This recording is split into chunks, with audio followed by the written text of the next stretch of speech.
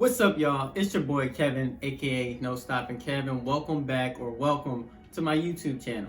The last 2 weeks, I posted videos about my investment property, which I recently renovated. If you haven't done so already, please go and check those out. They'll be linked down below. While you're down there, make sure you hit that like and subscribe button, and also click the bell so you're notified for my upcoming videos. Next week, I'm going to have a video about my search for my second investment property. You won't want to miss it. It's been one heck of a journey for myself. I've been learning a lot, so I'm going to share that knowledge with all of you. So make sure you tune in. This week, though, I'm excited because the NBA is back. Whew, sorry. Got a little carried away. But the NBA is back, all right? Hasn't been long, but nonetheless, I'm still excited. Also, before I forget, I have a great podcast that I would love for all of you to listen to and support. It's the No Stopping Kev show. You can find it anywhere you listen to podcasts. You can also find the podcast linked down below. All right, enough about the podcast for now. Today, I gotta talk about the NBA. I gotta talk about it because if you know me, you know I love basketball. And if you don't know me, now you know I love basketball. I am looking forward to so much this NBA season. For one, you can't tell already, I'm a Sixers fan, going back to my younger days when I was watching Allen Iverson destroy the league. I'm happy because I feel like the Sixers got a much better team post-bubble, draft night and a couple moves we made. I think, we're going to see a lot more out of Ben and Joel. So hopefully, I don't want to sound biased or anything like that, but we might go all the way. I'm just throwing it out there. But on a serious note, if you ask me who I think is probably going to win the NBA championship for the 2020-2021 NBA season, my answer is, before I say my answer, I think coming out the West, we are going to see a team that, some of us might love them. The rest of us probably hate them. But I think the Lakers gonna come out the West again. The reason being, I don't see anybody in the West stopping the king, LeBron James. I just don't see it. Many people are gonna say, oh, the Clippers gonna come back stronger, better than ever. Nah, I think we kind of saw their best hand last year. When I look at guys like Paul George kind of shift blame over to the coach instead of saying, you know what, I should have played better. That tells me a lot about a player's mentality and that hunger and that drive. You never seen any of the greats blame a coach. Whenever you seen Kobe, LeBron, Mike blame a coach? Oh, my bad. I was still waiting for you to name a time. Kawhi's still going to be great. They're still going to be competitive. They'll be the number 2 team in the West. Shoot, they might even finish in first. But they're not going to be holding up the trophy when it's all said and done. You can mark my words on that. Also, they lost some critical pieces.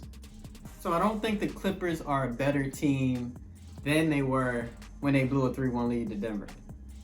But yeah, other than the Clippers, I don't really see another team being a true contender when it comes to possibly knocking off LeBron James. I just don't see it happen. For the last 10 seasons that he's actually played, he's been to the finals each time. I don't see anyone ending that streak in the Western Conference right now. Shifting over to the East, the East got a lot of possibilities. The field is more open. You got some people that are like, the Brooklyn Nets are gonna shock the world. I think they're gonna shock the world in a different way. I'm gonna get to that in a second though. But then you also got people that's like, yo, it's gonna be Milwaukee's time.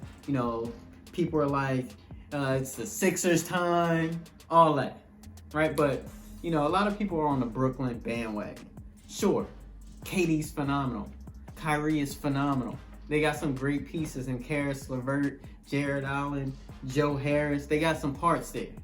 Steve Nash on the sidelines. Here's why I do not think the Brooklyn Nets will win a title. For one, I don't know if it was a publicity tour, whatever. When you got Kyrie and KD talking about, yeah, we didn't want to bring in a coach to tell us what to do. They just want to go out there and play. I think that what I've learned from my experience playing, and many people can attest to, when things hit the fan, you gotta kind of have an alpha. At high school, college levels, oftentimes that's a coach or maybe a player. But even at the NBA level, you got that guy that's gonna say, you know what, I got this, I got us, I'm gonna get us there. This is what we need to do. Because when that doesn't happen, it falls apart. Look at Houston last year. So my issue with Brooklyn is there really isn't, I don't see a leader on that team. And then Kevin Durant. We're talking about a guy who, prior to winning an actual NBA title, was, many felt was the greatest player in the world, ahead of LeBron James. I just don't think KD can beat LeBron James. If you're matching up the Lakers against the Nets, and it's going to come down to those two being the two key guys fighting, I'm siding with LeBron James, because it takes two superstars to, attempt to cancel out LeBron. So you got KD and Kyrie, but then, LeBron also has Anthony Davis, who, I'm not going to say is a tier 1 guy yet, but, he definitely cancels out Kyrie by himself. So there's going to be a lot of things that the Brooklyn Nets will have to iron out this season. I think they'll definitely win some games. They'll definitely be one of the top 3 teams in the East, just because of the pure talent that they have on their roster. But playoff basketball is an entirely different animal. I think my Sixers are going to shock the world. We added some shooting. So when Miami, Boston try to throw that little zone at us, we're going to have some guys this year who can hit shots. And then if they're going out there and they contesting on shots, we throwing it into Embiid, and he's going to go to work in the inside. And also, we got new leadership on the bench, and Doc Rivers and Sam Cassell and the rest of the staff. I think there's going to be a new look Sixers this year, and I think Ben's going to be more aggressive. He has to be if we're going to be successful. But I just think the Sixers, if we look at them in the year that Kawhi hit that shot.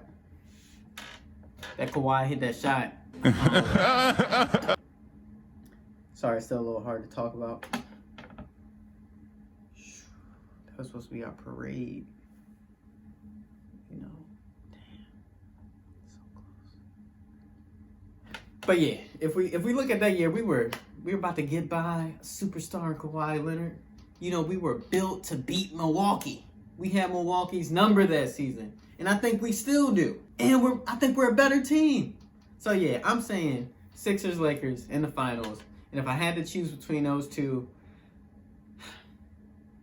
Lakers in 7, unfortunately. I spoke of team shocking the world. How about an individual player that I think is going to shake up the league this year and shock all of you? This is a person that, when he came into the league, everybody thought he was going to be like the next big thing, like the next star. And, this is a guy who's entering his 10th year in the league, 5-time All-Star. He's done a lot of great things. But I think he's definitely going to be on all the radars, and that guy is John Wall. Everybody thinks, John Wall's done.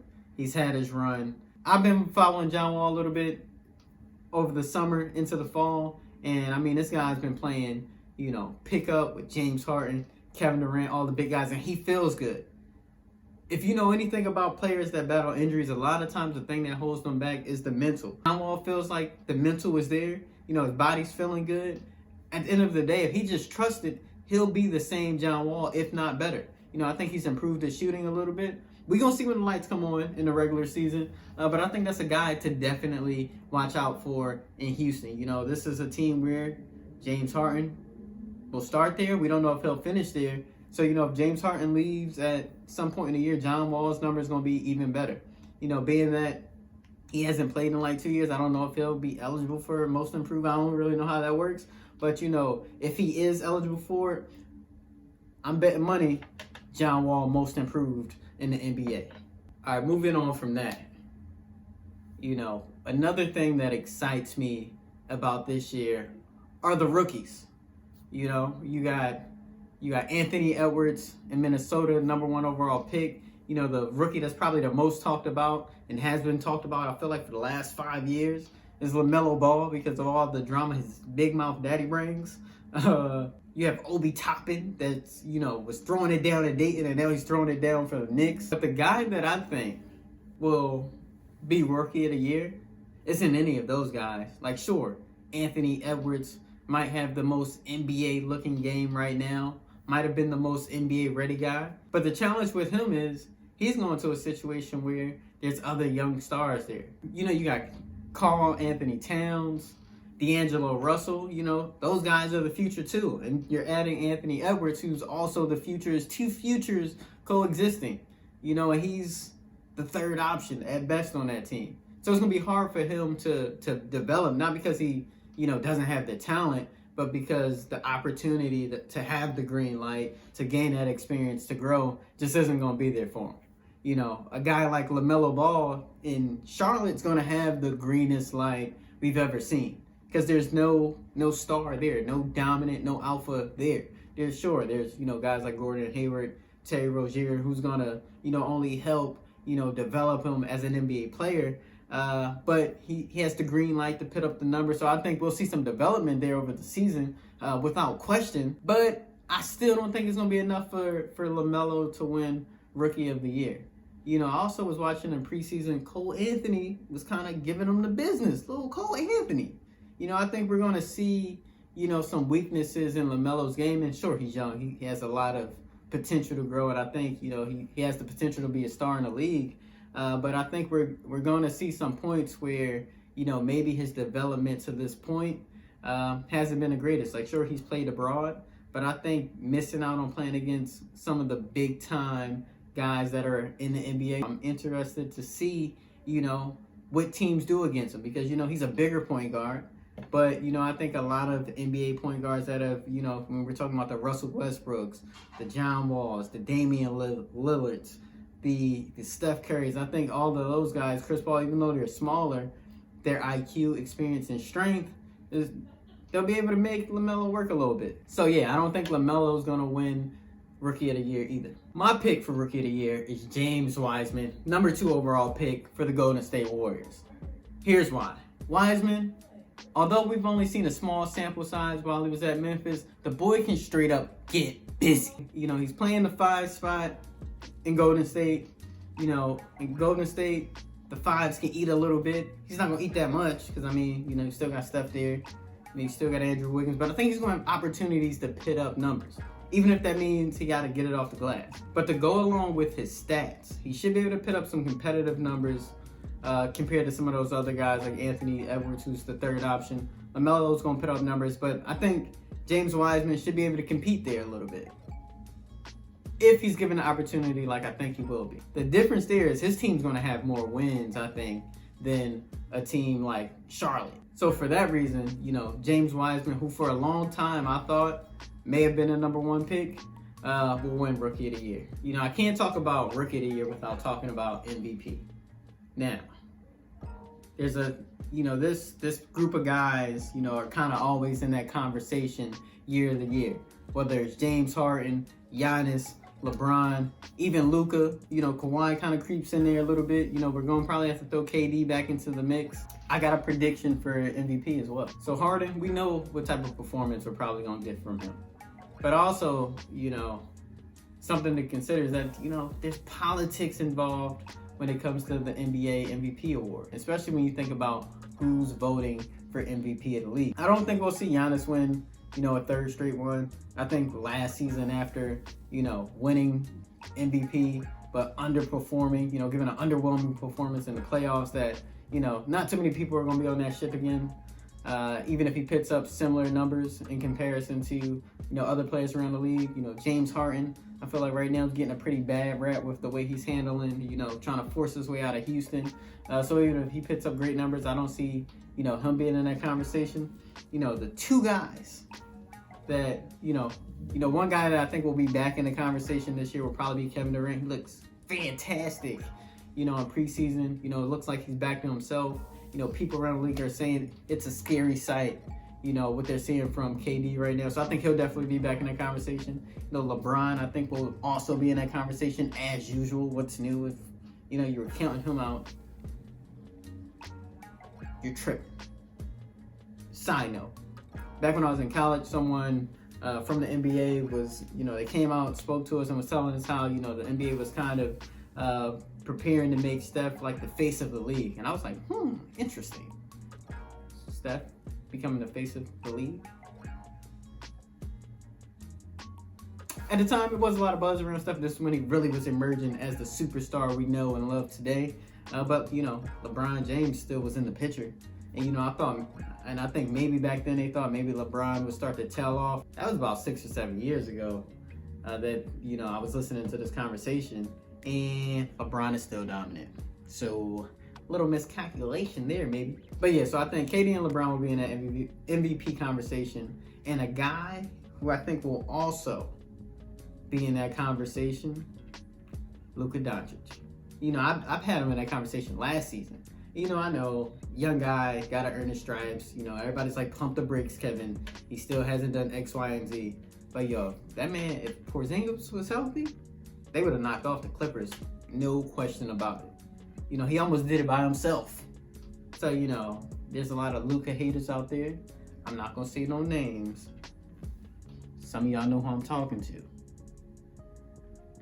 But Luka is legit. So, you know, I can see him being runner-up. But yeah, I think LeBron James will be MVP of the league after being snubbed last season. The one player I'm looking forward to watching the most and seeing what they can do, you know, this is probably the thing that I'm most excited about this season because I thought I was going to get the opportunity to witness it last season. But, you know, there's a guy around the league that many, you know, I'm not going to say most people, but there's a lot of people that, you know, try to insert him into the GOAT conversation because he's changed the game. You know, this is definitely a guy that is must-see TV. And that guy is Steph Curry. I am looking forward to see what Steph can do because this season it'll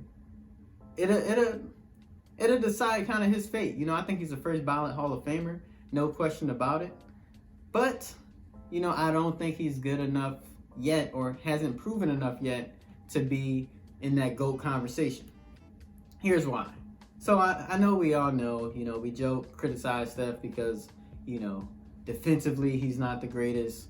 You know, sometimes in playoffs he struggled a little bit where, you know, Clay or KD really had to pick up the slack.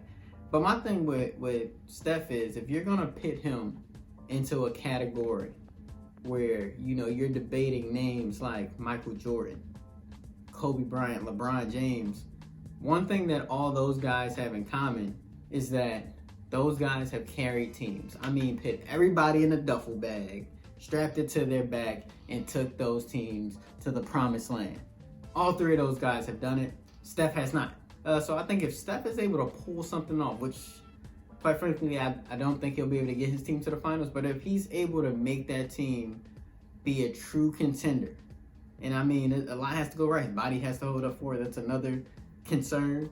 But if he's able to do that, then I have no problem pitting Steph in that GOAT conversation. So that's what I'm looking forward to the most.